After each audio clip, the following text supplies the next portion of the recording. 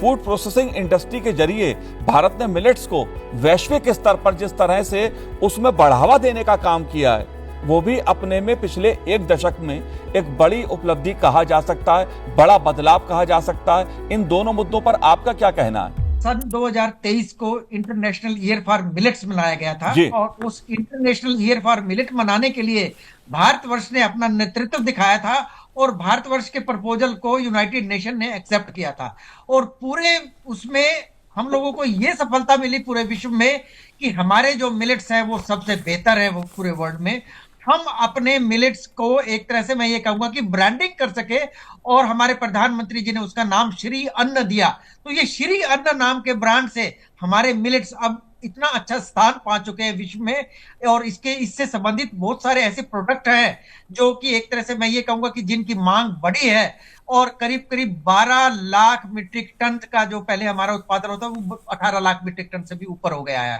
तो ये बड़ा है और प्रोसेसिंग के प्रोडक्ट आप देखेंगे, बाजरा के बिस्किट और रागी के बिस्किट और इस तरह के बहुत सारे ऐसे प्रोडक्ट हैं वो प्रोसेसिंग में जो है निकल करके सामने आए हैं और बहुत सारे ऐसे किसान भी हैं जो मैं ये कहूंगा कि बाजरे से संबंधित और